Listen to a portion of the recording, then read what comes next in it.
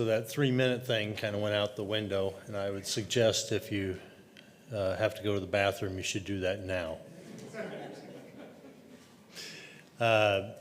So the concept of TIF, while relatively simple, capturing increased taxes to pay for eligible costs on a project, seems pretty simple, but the actual event, for the developer especially, is a long process, and for the city to walk through that. And so we'll start with a little history, and then we'll go into kind of a step-by-step process on a TIF project.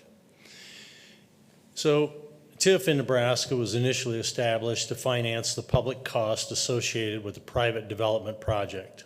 It provides a means of encouraging private investment in areas in need of redevelopment by allowing the local cities to devote all the increased property tax revenue related to the project to repay the public investment needed to attract the development.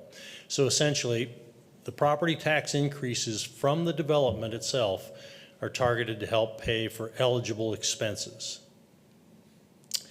So in 1980, Nebraska voters approved a constitutional amendment permitting the use of TIF to help finance redevelopment projects. TIF funds were generally allowed for acquisition of property, site prep, and construction of public improvements. Then again in 1984, Nebraska voters approved an additional constitutional amendment extending the use of TIF to assist building rehabilitation projects. And that's what we've seen a lot in our downtown and downtowns across the state.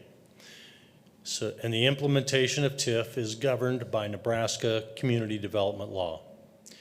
TIF's a redevelopment financing tool used nationwide with 49 states and the District of Columbia having some sort of TIF-type statutes. Sir, the top 1980 paragraph says redevelopment. So at that point in time in 1980, it was not for development, just redevelopment, which means restoring a structure. Would you agree with that? Well, in 19... I guess I could say too on this, I don't know 1980, but the definition of redevelopment per the state statutes today include development. Okay. And then in 84, it said rehabilitation. It just added that to it, correct? Yes. Okay. And then, okay, thank you. Before you start again, if council has questions, just dive in, Absolutely. Interrupt very nicely to Randy, but Yeah. we'll let you just dive in. Troy will be in charge of reminding me where I was, right? Okay. You're done with this slide. Thank you. I think that you're done with this. Our local goal is to utilize tax increment financing in these public-private partnerships to incentivize development opportunities within those redevelopment areas that are underutilized, economically disadvantaged, and underdeveloped to create and enhance the live, work, and play experience in Hastings, thereby enhancing the tax base. Most of you know we have 18 redevelopment areas. 17 of those are inside the city limits. One of those is area number 15 is located in the Navy Ammunition Depot and is not counted towards our 35% maximum of acreage in a city that we can designate as one of our redevelopment areas. And so you can see there at the very bottom, we're at about 29.5% of our total acreage of the city right now. To round things off, the city has about 10,000 acres in it. And so that last 5.5% would be equate to about 550 acres if you were looking at other areas to create a redevelopment area in. Sir, I thought we could only do 16 areas. At one talk, I think we had 2 years ago, I thought it was only 16. We can do 159, Okay. we can do as many areas as Okay. we want. We're restricted on the percentage of the city, and that's 35%. Grand Island, I think, has over 40 areas, and they've done a lot of smaller areas.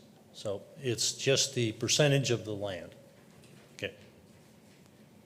Randy, is there any talk about bringing some of these areas out of blighting?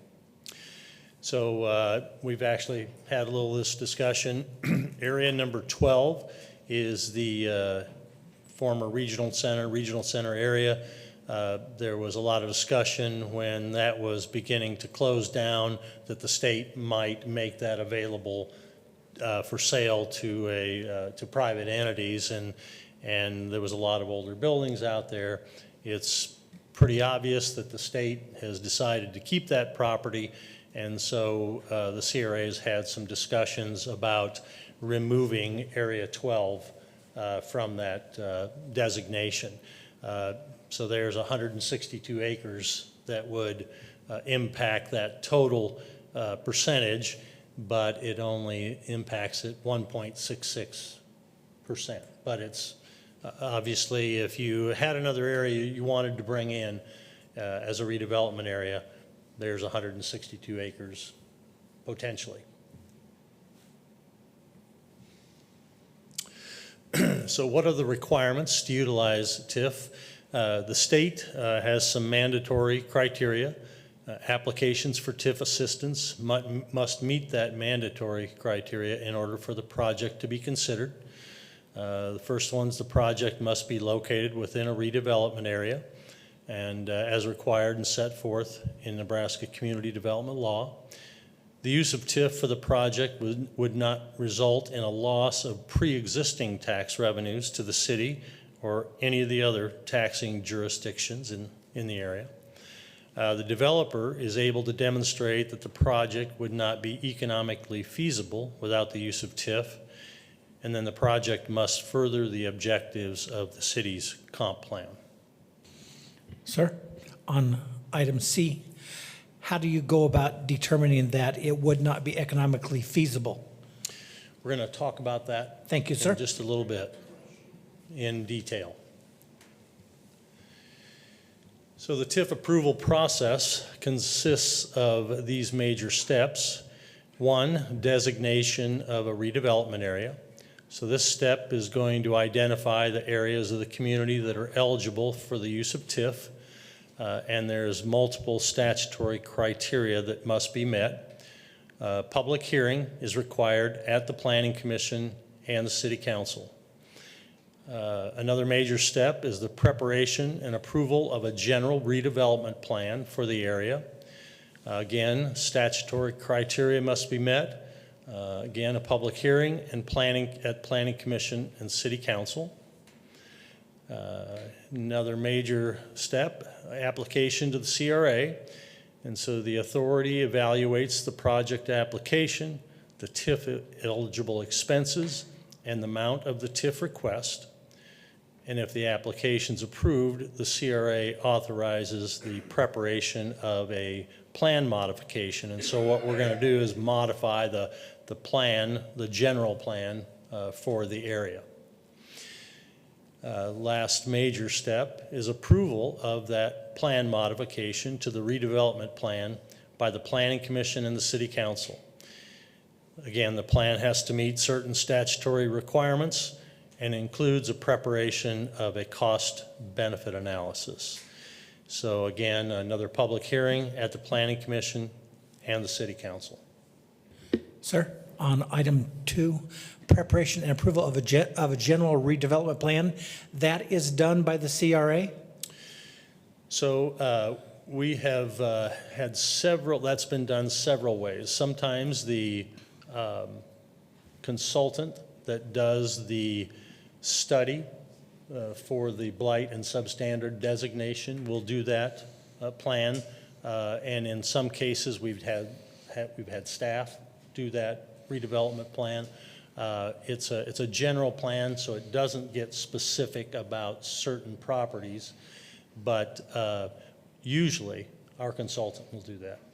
So we could say that if we were to declare an area, a redevelopment area, and if, let's say, the CRA or the consultant or whoever decided that this would be a great place not to have industry, that could be part of the general redevelopment, that we would rather this not go towards industry, we'd rather this go towards housing, or we only want this area to go towards industry. Is that the general thought there? That they can kind of say what they'd like to have happen? Land uses are part of that general redevelopment plan, but one of the things that we're really going to look at, and is a little easier now, is the comprehensive plan. And so before, we were working with a 2009 comprehensive plan where obviously some of the areas, the uses had maybe changed significantly, and maybe our comp plan identified it as an industrial area. Well, maybe there was housing in there and that kind of use. So we're part of the statutory criteria on the redevelopment plan is matching up a little bit with our comprehensive plan. Yeah. Question. Where was I? So if there are houses in that area that are blighted, are those houses covered by the preparation and approval of the general redevelopment plan? Do you have the houses included in the plan, you know, to fix them if they're blighted? So the general plan does not address specific properties. It's very general. So I would say no, the houses are not specifically included.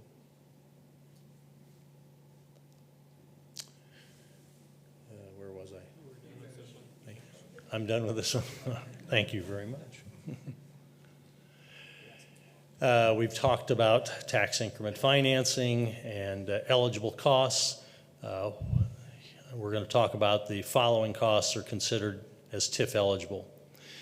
Public improvements associated with a redevelopment project, all costs associated with acquisition of a redevelopment site, site preparation, demolition, grading, utility extensions and hookups, rehabilitation of structures within the area, enhancements that exceed the minimum building and design standards, and public parking, traffic studies, market studies, and TIF fees are all eligible costs.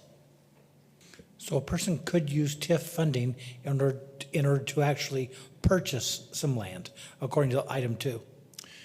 The site acquisition is a reimbursable cost, so yes. Yeah. It is an eligible cost.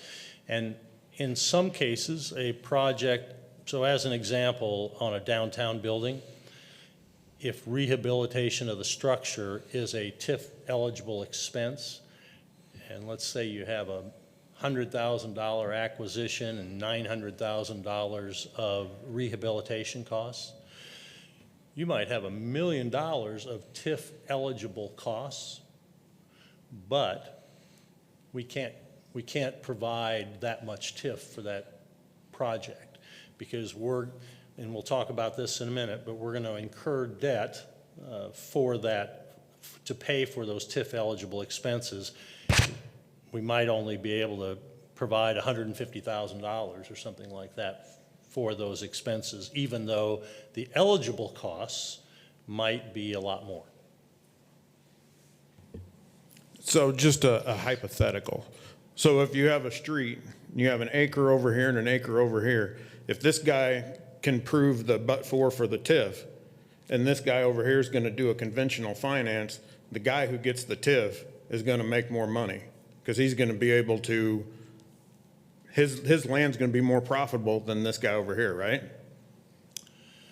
I mean, if you did the same project, the guy who gets the TIF is going to have a more economical project than the guy who doesn't get the TIF, right?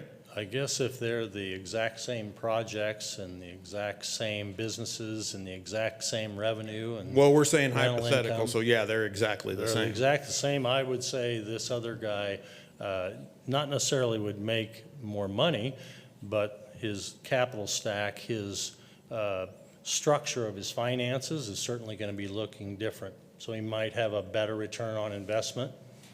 Depends on how much money he's putting into the project. Okay.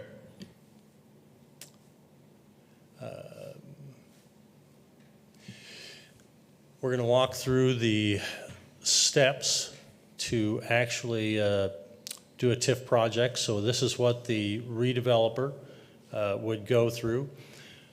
First step, this is after we've taken care of our other criteria, and we already have a redevelopment area in place. So there's an application to the CRA for TIF assistance. That application is only a couple pages long, but there's a lot of detail that we ask for.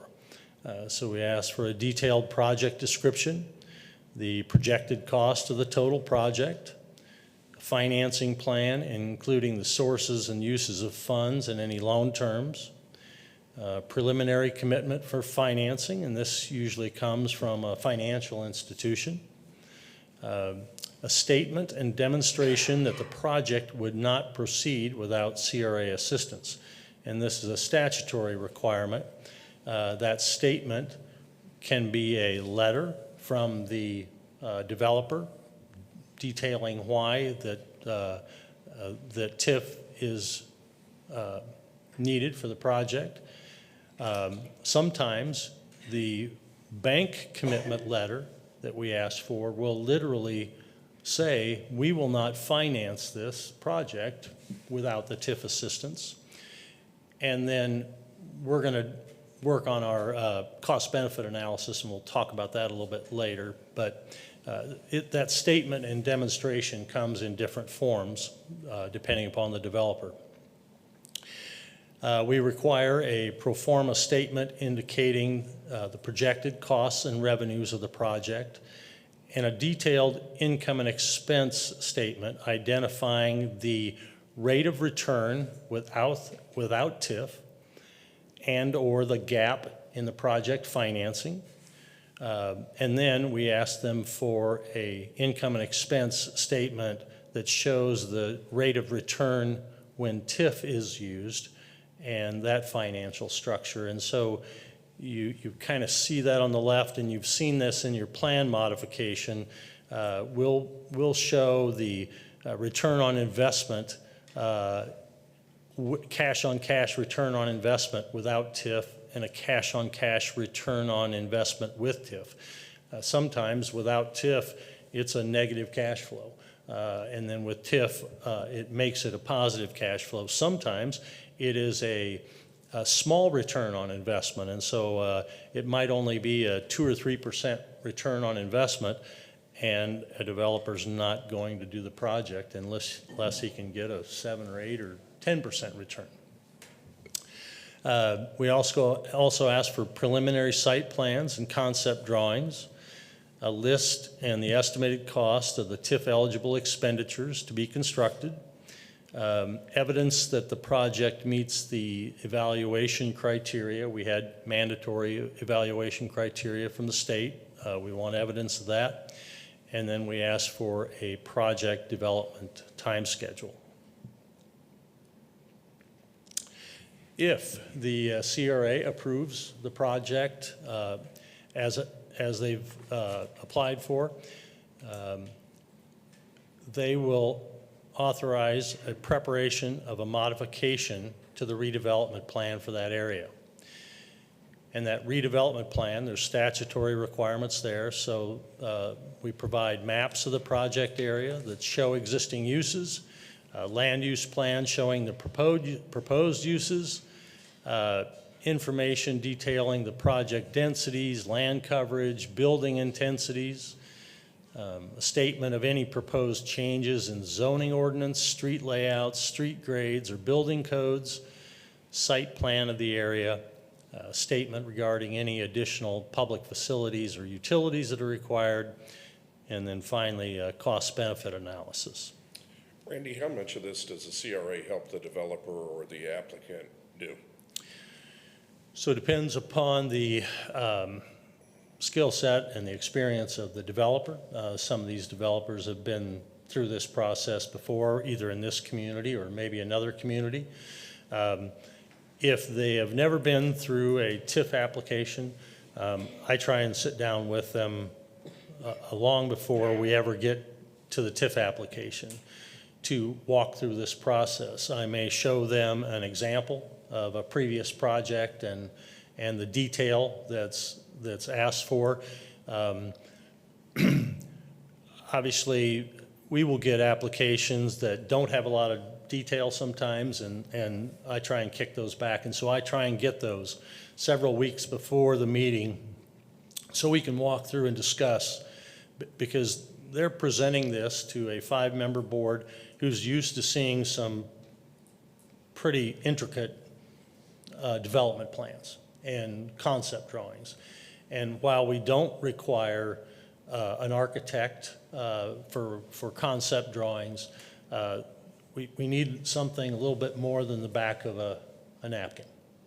And so the more information that they can provide helps our members during that application process.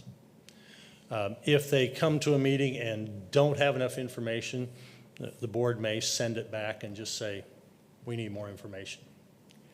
How long does this process usually take from the time you give them the packet and they start filling it out? I know it's going to be different for everyone, but just kind of an average before it hits the board. We've had people spend, if they don't have any kind of drawings put together, that sometimes even simple drawings, just to get a draftsman to do that might take somebody several months just because they don't have the time frame. So from first phone call or first meeting, we're usually 2 or 3 months before they get to a CRA meeting. The last thing we talked about was cost-benefit analysis. And so the cost-benefit analysis must consider and analyze the following factors: any tax shifts resulting from the approval of TIF, public infrastructure, public service needs, local tax impacts, impacts on employers and employees locating within the boundaries of the project. Obviously, if it's a site-specific project in a very small area, there's not a lot of impact there. Impacts on employers and employees within the city and the immediate area that are outside the boundaries of the project. Impacts on the student populations of school districts within the area. This usually doesn't have much of an impact unless we're talking about housing. And so last year we had a lot of housing projects approved. And so I contacted both Adams Central and St. Cecilia and Hastings Public to discuss the size of the project, the number of units, average household size, those kinds of things. And so in speaking with Jeff Schneider, hey, this impact here might be 50-some kids. And at that level, he just said, you know, we've got 12 grades. They're all going to be spread out amongst those different grades, and so it's not going to be an impact. But we make contact just to make sure that they know this is coming, and especially in larger project. If it's 5 apartments downtown, they're usually 1 bedrooms. There's not a lot of impact on a school district there. And then any other impacts that the authority thinks might be relevant to the costs and benefits from the project. Step 3, we have the plan modification prepared. And so prior to recommending that redevelopment plan to the City Council, the CRA has to submit the plan to the Planning Commission for review and any recommendations. And what they're reviewing is, does this plan conform to the comprehensive plan of the city? When we do this, notice is given in the newspaper at least once a week for 2 consecutive weeks, and then the time of the hearing needs to be 10 days from the last publication. So it's challenging, I think, for a developer to sometimes look at this, because when they walk in the door and have a project that they want to do and they want to get going, and it's March or April or May, and they want to start construction this summer, it's 90 to 120 days at a minimum before they can get final approval from the city council. So it takes a little while to do this. And so to go beyond that, we'll have people that will choose not to even apply because of the time frame. Now, if that's the case, maybe they would not have been a good candidate for a TIF project anyway. And that's another thing that we try and sit down and do prior to the application, is discuss the project, discuss the needs, discuss the financing, discuss the type of business it is. Because some businesses, some developers, TIF is not a good answer. Some downtown projects, if there is no significant increase in value, even though the developer's spending a lot of money, TIF just doesn't make sense for some of them because of the timeline. We have TIF fees. We have a $300 application fee. There is a $400 plan modification fee. If there's a change in zoning, that's $400. There's a $1,500 administrative fee. So there's costs involved, and if you don't have a pretty significant size project, it might not make sense. After the Planning Commission has reviewed the redevelopment plan modification, they consider the plan, and any recommendations they make are then sent back to the CRA. And so we meet after the Planning Commission has met to make formal approval of that plan modification. After Planning Commission.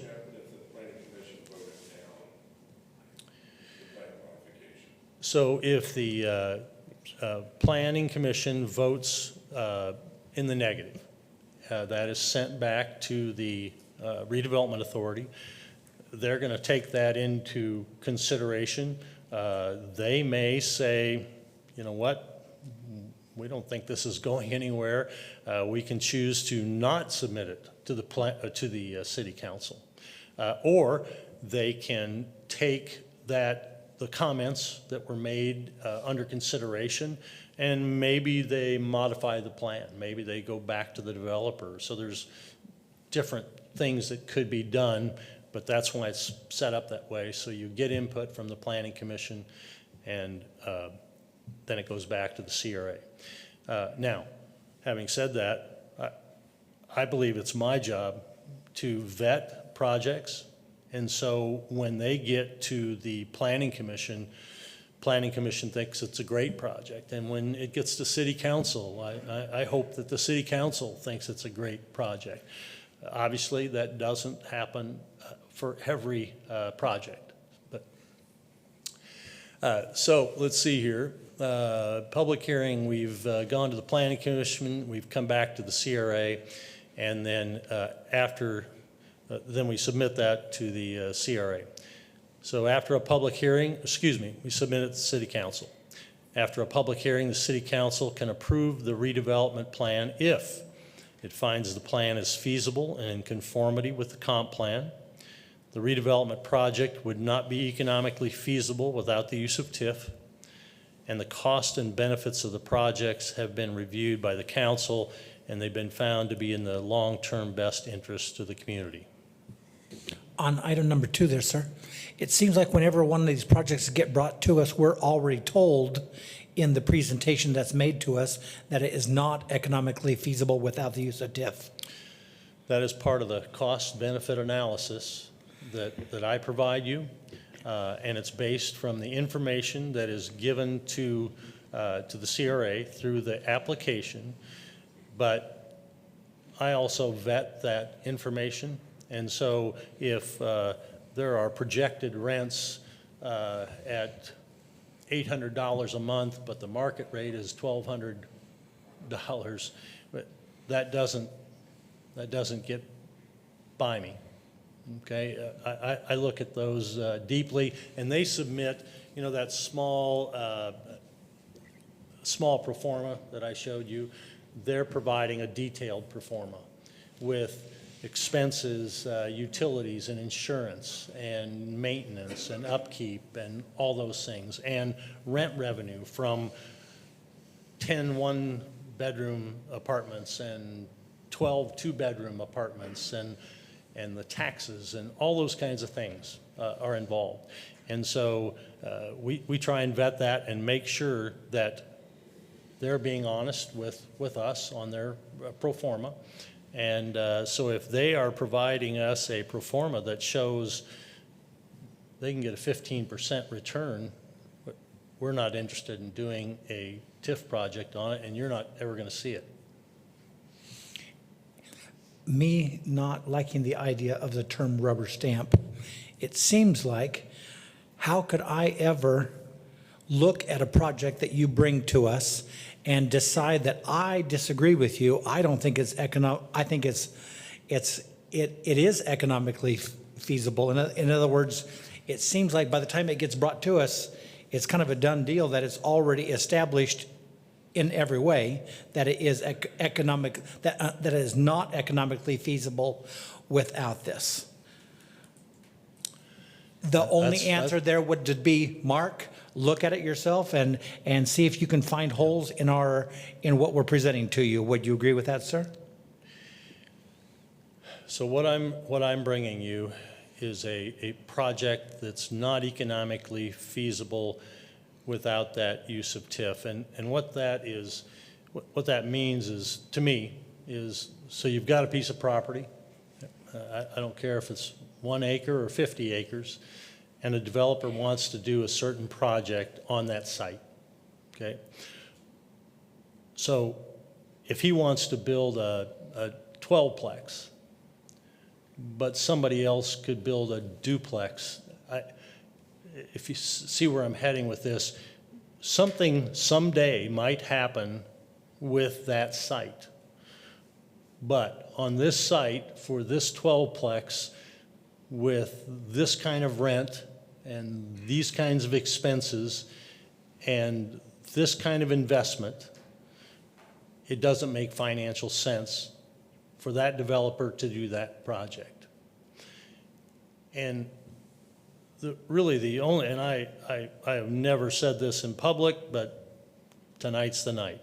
There is only one way to find out if a developer wouldn't do a project. You know what that is? Just say no. Randy. So you'll find out fairly quickly. Randy, Yep. I have a quick question for you on the economically feasible. To whom? To the city or for the developer? Developer. Okay. So you mentioned on there earlier, you were talking about a 2% margin, or that the project would only yield a 2% profit, but with TIF, you might get to an 8 to a 10% profit. How does a loan get you 8% increase in your profit? So if we do a loan over here, if we do a loan over here on the developer has a project loan, permanent financing on his project. And there are $100,000 of TIF eligible expenses that we can capture the increased taxes on and pay this debt down, okay? The taxes, the increased real estate taxes that he pays are part of his expenses. So rather than this $100,000 being over here and being part of his permanent loan, they are over here, and his taxes are paying that loan down.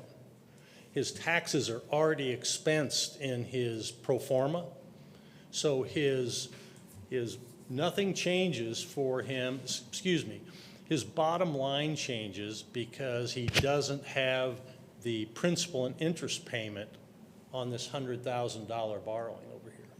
Okay, so basically, instead of him paying that portion of his taxes to the entity, he takes that portion of taxes and pays on his loan, correct? No, he pays his taxes just like everybody else would.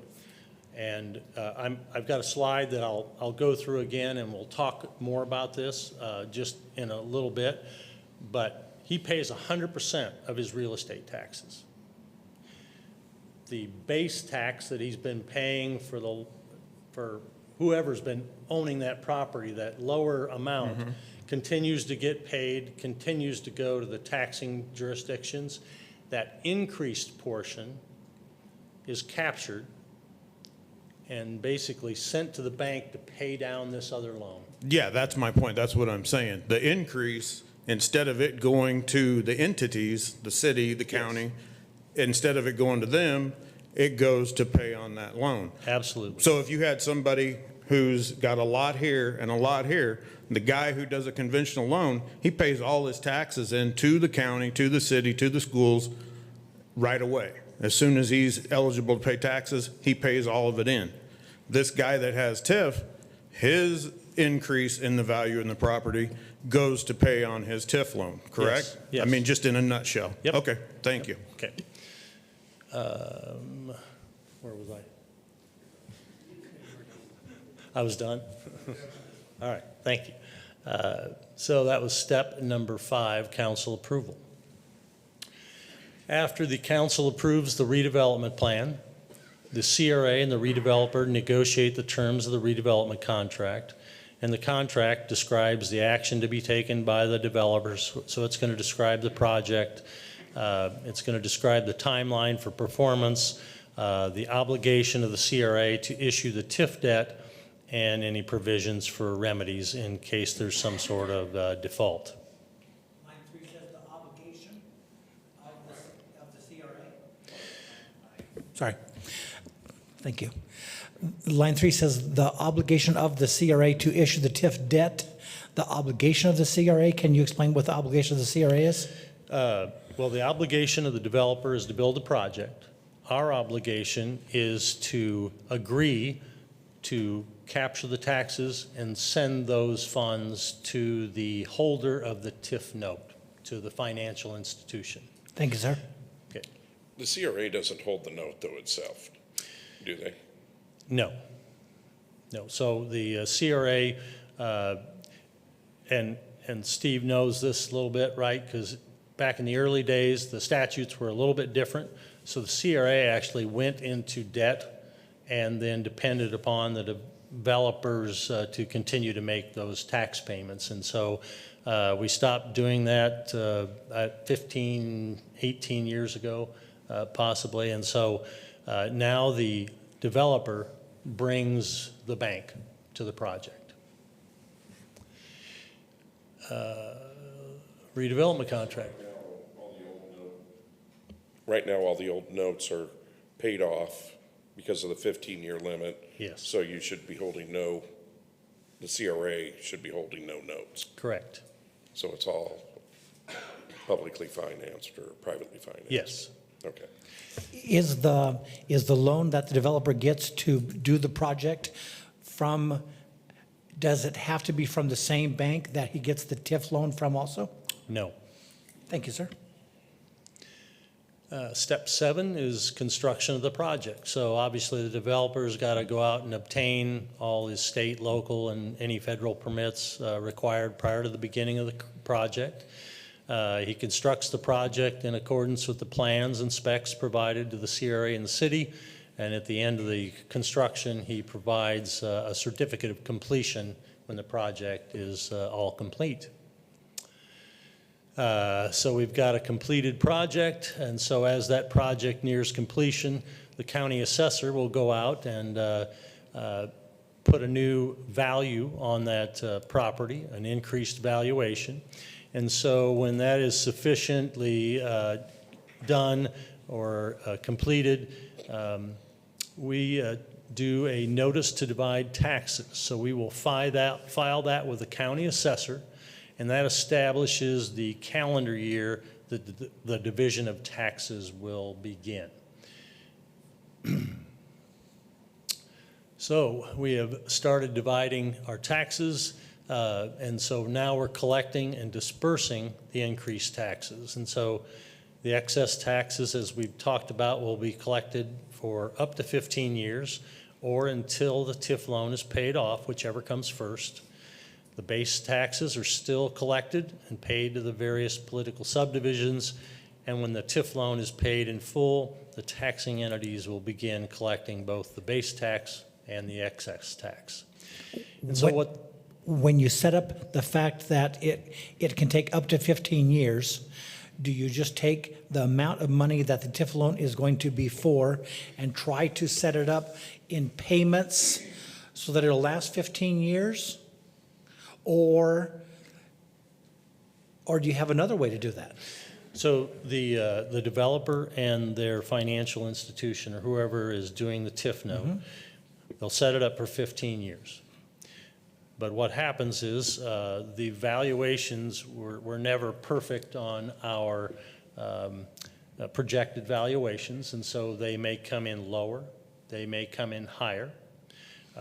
We can have an event like this year, like I think our levy is going from $2.17 to $1.99. So the taxes on some of these projects are going to be less, but the valuation may be more. So as those payments are collected and sent to the financial institution and they record the payment, if they are more than the scheduled semi-annual payment, principal is paid down. So they pay the interest and then principal is paid down. So that's how a project gets paid off in 12 years instead of 15. If we collect more taxes, goes to the bank, reduces that TIF borrowing accordingly. And the reverse is probably also true, that sometimes the valuation gets skewed the other direction and we wish it was longer than 15. The developer wishes it was longer than 15, but we Thank you. cannot collect longer than 15. And so in that case, the developer is paying a payment in lieu of tax. The bank calls him up and says, you know what, we received your taxes for that you paid in May. We got them here, and they are less than the scheduled payment. In that case, they owe a payment in lieu of tax. So when we collect and disperse those increased taxes, the county treasurer sends those over to Roger Nash. Roger identifies the project that they go to and the particular project account number. All these projects are, we keep track of all the income and expenses throughout the year on each project, which we're required to do by state statute. Roger sends that to me. We put that on a claims list at a CRA meeting and then approve that claim to be paid to the bank or the holder of the TIF note. And I believe you said earlier, it is a semi-annual payment. So taxes are normally paid, or they're due actually on January 1 of that year, calendar year, but they are payable with no interest charge May 1 and September 1. So the developer usually pays, or the developer owner normally pays prior to May 1 and prior to September 1. So that's when we get the bulk of our TIF taxes in June and in September or October, depending upon, the county gets it to you, what, mid-month, I think, after those are paid. That goes to our next CRA meeting, and we pay a claim. And so most of our developers and financial institutions will set the payments up due like June 15th and December 15th, twice a year. If the developer pays 100% of his taxes on January 1, we get those in February, and we forward those to the financial institution. So the loan is paid down a little bit quicker than it would be if they waited till May or September. Hope nobody had to go to the bathroom. Step number 10. Once the TIF debt is satisfied, or when that 15-year expiration hits, the authority must file a notice with the county treasurer and the county assessor to terminate the division of taxes.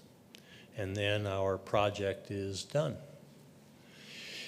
So we'll just walk through a real quick example here. Won't be quick, but a little project example. On the left-hand side, you see the Cameron Building at the corner of First and Hastings Avenue.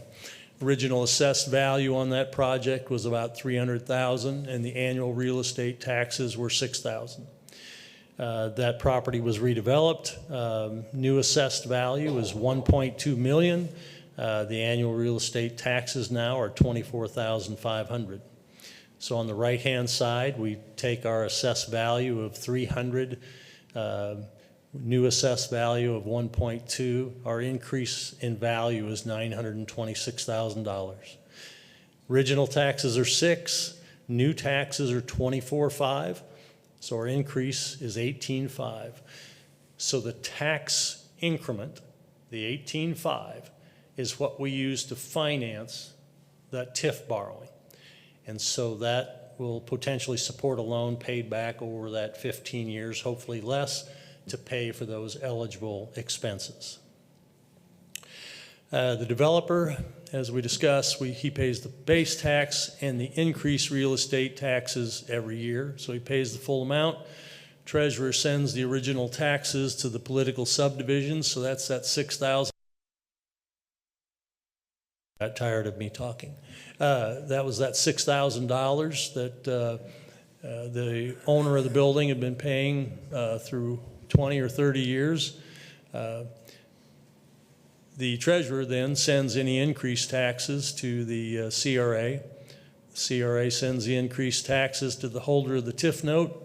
After the TIF note's paid, the political subdivisions begin receiving 100% of the taxes. So TIF is a true public-private tool, and the basic TIF model you've seen, Ember has provided this type of graph on most of our TIF projects here. That green, light green shaded area is that tax revenue that's available to the taxing jurisdictions before the project and during the project. The dark green area there is the tax increment used to finance the debt service for those TIF eligible costs. And at the end of the TIF term, whether that's 15 years or whenever it is, you can see the taxes jump, and then those are available to the political subdivisions for the life of that building. So if we've extended the life of the building by 20, 30, 40, 50 years, we're going to see that increase for that period of time. How has that impacted our community? So the increased taxes collected from completed projects, these are projects that are no longer under that TIF umbrella and the loans have been paid off. As you can see, in about 2004, our first projects started coming off. We were at about $50,000 a year in increased taxes.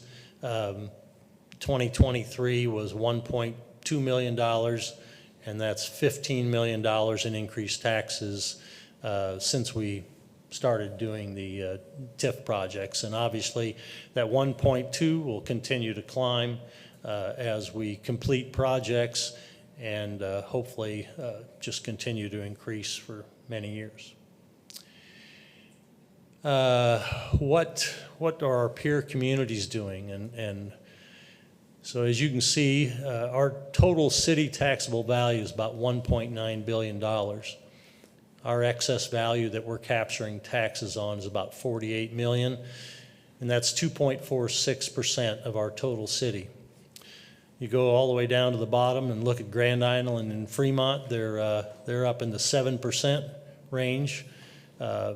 Kearney, Columbus, and Omaha, 3 and 4% of their total value is being utilized for TIF. I haven't said this in public before either, but I will tonight. We talk about growing our community and how Grand Island's growing faster and Kearney's growing faster and all these other cities are growing faster.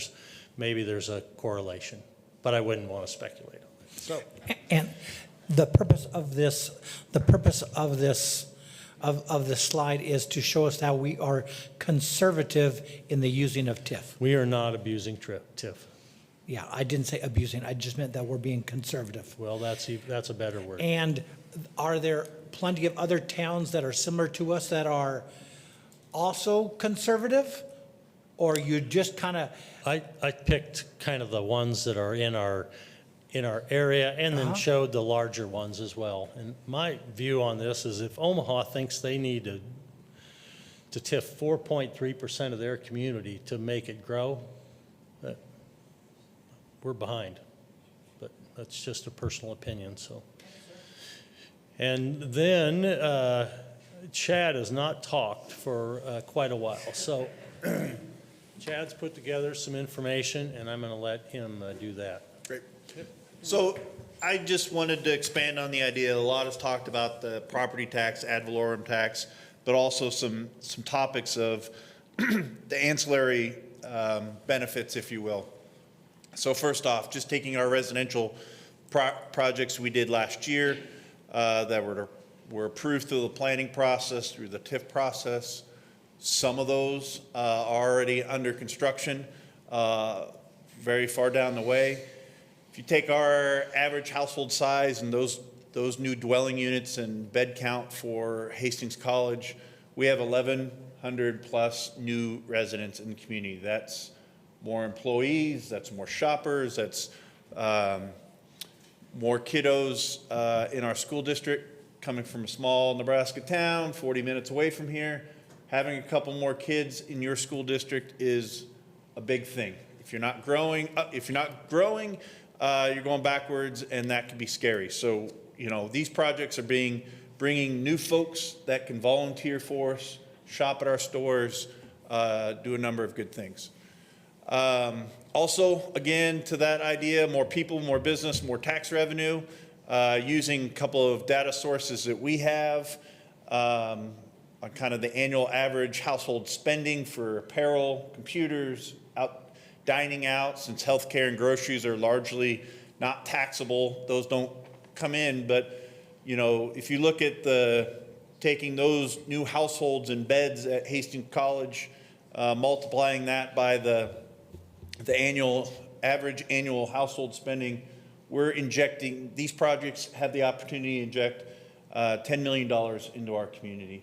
You take that by our tax rate for Hastings, it's not gigantic windfalls, but it is almost $50,000 potential in our sales tax coffers coming into the city. So there's benefit there. And then additionally, if you think about the construction, again, some of this is an estimate in that, you know, it largely depends on materials, where they're bought, where they're shipped, taxes there. But if everyone were to buy from our local lumber yards for those new homes, those apartments, we, during that construction project, have a considerable spike in our tax revenues from that, as well as employment and those sort of things. So taking that same form or this graph that you see routinely, again, the blue is our baseline. I'm colorblind, so I'm going to guess here on colors. That red, orange color is that tax increment financing. But then we've also stacked in what it means for that annual increase to our sales tax revenue, as well as a spike from construction tax, or the sales tax from construction. So I wanted to just point that out because a lot of times these conversations just focus on the property tax topic in the short run, but also wanted just to contribute to the conversation of that there are other benefits if these projects get up and going off the ground that we haven't really necessarily talked about much in. So that is all I have. Back to Randy. I'd be happy to answer any other questions, but that's the end. Randy, that was a great presentation, and what I wanted to real quick take a couple seconds to address council, staff, people in the crowd, and people at home. Let's do questions before you. I just want to let you understand, we're going to do questions. I just want to let you understand why we're doing this, and the reason why you're doing this is twofold.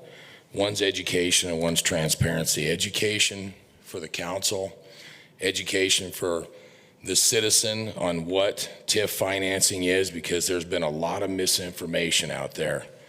Transparency, because that's what, when I was running, I promised the people that I would like to be transparent, and I would like to be transparent on TIF financing. I would like to be transparent coming up on the budget. Those were two items that when I ran for office, that kept coming up and coming up and coming up in every question from not only citizens, but when we were doing our, what are those called, the campaign, the forums and things like that, those questions kept coming up over and over. So obviously it's very important. There's a lot of misinformation out there, and I wanted to get a presentation out that can be viewed by the public, can be heard by the public, can be heard by staff who may have concerns about TIF financing, or council that may have concern about TIF financing. There were questions, and I'll get to everybody else's questions if we have any more, but when I was running, what I thought was a misconception or a misinformation was a lot of people thought TIF financing is a gift from the taxpayer to the developer, and that it was never paid back, and somehow it was free money, and that we were financing all these private developers and their projects. Like Mike said earlier when he was asking about how the taxation works, and Randy, I thought you explained it well. It is an alternate form of financing that is paid back with the tax revenue that would have been generated. It's a deferred program where eventually we do get all that tax money back, and I want to make sure everybody knows that is, and Randy, if you could help me with this, it's not a gift, it's not free money. It's money that the taxes are figured in the future, and that the money is paid back. It's paid back to the bank as financing. It's basically gap financing. It's a redevelopment financing tool, but it is a long play. It's a long play. We are giving up some taxes in the interim, assuming the project. If you assume the project would happen, we're giving up some taxes in the interim. If you assume the project would not happen, we are assisting that project, and then we're looking for the long play, the 20 and 30 and 40 years down the road, increasing our valuation. So we have more people, we have more buildings, we have more industry that is helping us foot our tax bill. And the base taxes are always still paid at the rate that property has been taxed at for the last 20 years. Those are still paid, and that money goes to the taxpayer. The only money that is going towards the financing is the excess taxation over that period of time. But that project would not have most likely been developed unless that was given to them where they can get that tax deferment. Am I correct? I think the best way to describe it is we are using the developer's own real estate taxes from his project to help finance it. And so rather than some sort of grant through the city or grant through the state, the project that he does increases that value, and we use those taxes to help finance the project. So it's not a grant, it's not a gift. That's correct. And if I remember correct, during the time these projects are under TIF, the owner cannot protest the valuation.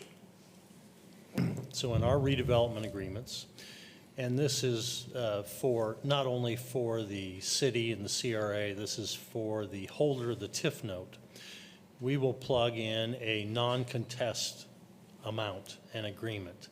And so we calculate what the increase in value is hopefully going to be, the taxes that will be incurred, and what that's going to take to pay off that note.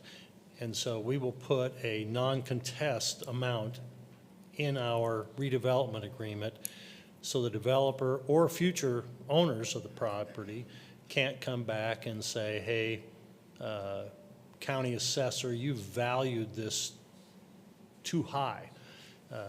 We have a base amount, basically, that should be enough to generate enough taxes to pay that TIF debt. And another misconception that, and these are questions that were brought up to me the entire time I was running in the last couple months. Another misconception, I believe, is they had the question of if someone were to leave before the fruition of the development or the loan, that they were somehow let off the hook. That's not true. The loan follows the development. The loan follows the property. Well, the redevelopment agreement follows the property. So we don't file the entire agreement because it's 20 pages long and the filing fees are high. So we file a memorandum of the agreement to notify anybody that might want to acquire that property that there is a redevelopment agreement in place. And so I'm just going to give you an example. We have a project right now that we have a TIF agreement on, and there is a loan with a financial institution for those TIF eligible expenditures, and the property owner is looking at selling that particular property.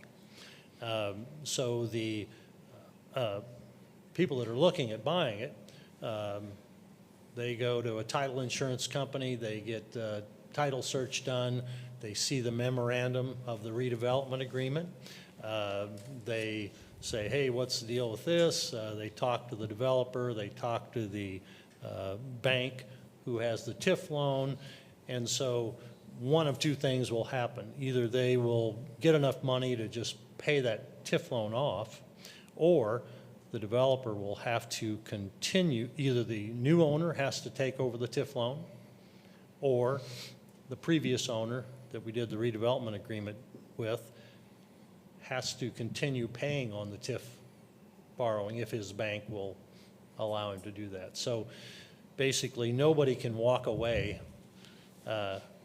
from a project because there's that TIF debt there, and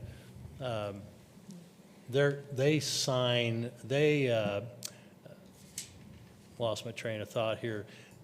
In most cases, the developer has to guarantee that TIF loan as well as their loan for the project. The CRA does not do that, and we do not have any financial, our only financial responsibility is to forward the captured taxes, those increased taxes, to the holder of the TIF note. So there's no way they can magically walk away and stick it to the taxpayer. Am No. I correct? Yes. What about bankruptcy? So when you have a borrowing with a bank on the project, guy can declare bankruptcy, but what happens to that loan? The bank is going to get that property back, right? First thing they're going to do is if the guy hasn't paid his taxes, they're going to clear up the taxes. Now, they're going to go out and try and market that property, but if there's a hit, the bank takes the hit. So, because they've made the TIF borrowing as well.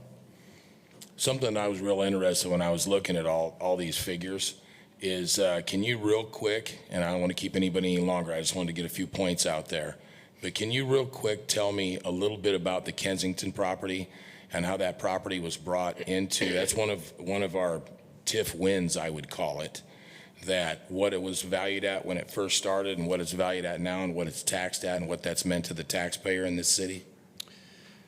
I think I've got that information maybe. I think originally the Kensington, I think we did that project in about 1988. The valuation of the property, let's see here. Valuation of the property was $139,000. We did a TIF borrowing. That was actually a bond. So a bond agent came out and sold those bonds, and the bonds were $225,000. The current valuation on that property is $4.9 million. And we have been collecting taxes. I don't have the individual amount of taxes on that particular project, but yes, that's. But it's considerable, and we are collecting 100% of those taxes now and have been for several years. Those began in 2004, and so since 2004, we've been increased. And that valuation on that project has continued to climb. I think it was just a little over $1 million when it was first completed back in 88 or 89. And so an incredible project for our community for a lot of reasons. Randy, I've got a question just for my own clarification. If you had a project come to you and it's all evaluated and determined that it deserves $100,000 or it merits $100,000, where does that $100,000 come from? Is it a bank loan, or is it taxpayer financed, or how does that work? So that is a bank loan, and so if and I'm just going to give some rough numbers, but let's just say we have a $500,000 project, and we have eligible TIF expenditures that equal $100,000. And we review our proposed increase in value. We review what the increase in value, what those taxes will be, and we figure that they will cover $100,000 in a loan. That developer has got his $500,000 project. Whatever the bank has required him to put in as a down payment, his owner equity is in there. He's got a bank loan, and then the bank is going to do a separate loan for $100,000. And it's going to reduce his loan over on this side of the ledger, but he's still got $100,000 borrowing over here. He still has $500,000 borrowed. Yeah, well, The TIF and his whatever his owner principal equity project. is and whatever, but he's still got the $500,000 invested. It's just another piece of the financing puzzle over here, and we ask him to bring that to the table. Yeah. So Councilman Rowan had asked about, can someone else do the TIF borrowing? And the answer is yes. We like to see the same bank that is making the loan for the project do the TIF borrowing. That way everybody knows what pools of money are going into the project and how it's being financed. And so that's the cleanest thing for us anyway. And the reason I asked that question is kind of back to Jay's comment about misinformation, because I heard that it was our own taxpayer dollars taken from our coffers and put into the TIF program. Yeah, that is not accurate. Okay. Accurate, and Thank you. there is no pool of TIF money sitting over there waiting to be doled out. The developer's got to bring that to the table through a borrowing. So just for clarification, for the term of the TIF, the improvement on the property does not go into the tax coffers, correct? It's paid in as taxes, but it's deferred to the loan. It's deferred to make a payment on the loan. Yes. So therefore, it does not go to the tax coffers of the city, correct? So that means that the people in the city, for however many millions of dollars you got in TIF or hundreds of thousands, somebody's got to make up that difference because it is not coming into the tax coffers until the term of the TIF expires, correct? Yes. And that would be my point, if anybody is calling that misinformation, that money is not going into the tax coffers, it's being deferred to pay the TIF loan. I think you're making a mistake there, Mike, when you're saying it's not going into the tax coffers. Yes, it's not going into the tax coffers immediately, but that property would have sat there at the same base tax rate for the next 15 years at the same rate.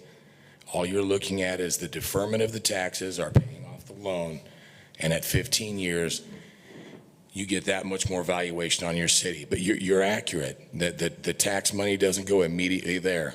But I would argue that that tax money is still on the same base that it would have been had that property not been developed. I mean, in a perfect world, everybody has enough money to do all the financing on their own. But it's not a perfect world, and it's a tough economy. So this is a vehicle for us to assist the developer to come to town and develop that property and use that increased tax base that if that property wasn't developed, it would never be there anyway.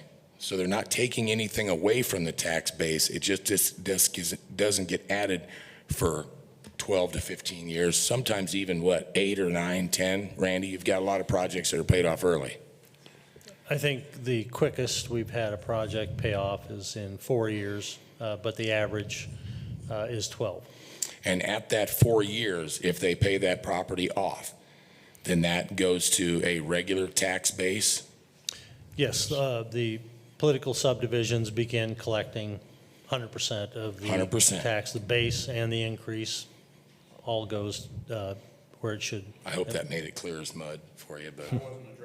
Well, I was just trying to help you because I had trouble understanding that myself. Yeah, I already understood it, so it didn't matter. I knew exactly. I know what I'm asking. I know the answer, so go ahead.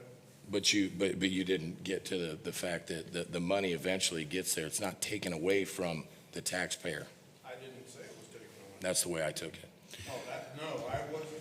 Randy, did you take it that way? Because I think I was explicit. I took it that way. I took it as it was costing the taxpayer money. Mr. Randy, I have a question to follow up with Mr. Larry Cosbrook. In the scenario that we were talking about previously, and when I'm done with this question, I'm done. Thank you so much for all the great answers, sir. The $500,000 loan for the project in our little scenario we were talking about, and the $100,000 TIF loan, our idea is that without the TIF loan, the project would have been a $600 loan. 600,000.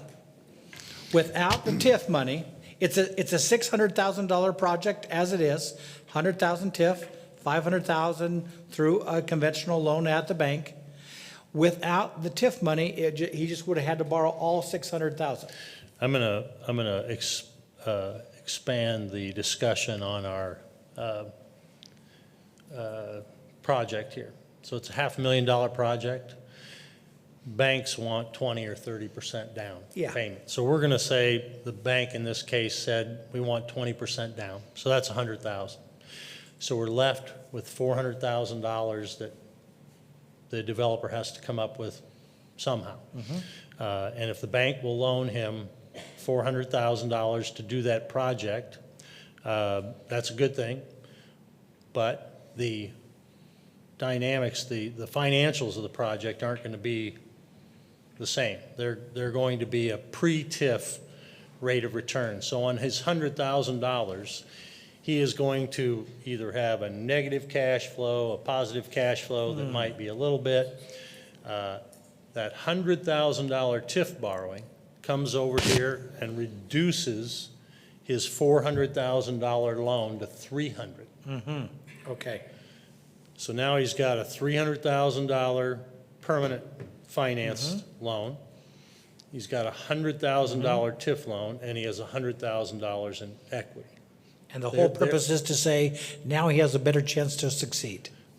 Absolutely. But when he looks at this project, and if the debt service and the expenses of the project don't make financial sense, why would he put his $100,000 into that project? Why doesn't he just go buy a 5% CD? We want him to invest in the community. How do we get our citizens, how do we get, whether they're in town, out of town, to reinvest in our community? And this is our only redevelopment tool to do that. Thank you, Mr. Chick. And thank you for all your patience with me tonight. Thank you, sir. Any more questions or for Randy? You know, I think we have to remember this is the only tool we have in our toolbox right now. And I like to describe it as a rusty pair of pliers. It's not perfect, but it's the only tool we have. And we're competing with the other communities that are using it, so we're forced to use it. It's not perfect, but it's what we've got. And I think we're doing a pretty good job managing it. I want to thank Randy for the presentation. And IT, is there any way we can put his presentation up so people can see it other than having to watch the whole meeting? You can figure something out. Okay, thank you.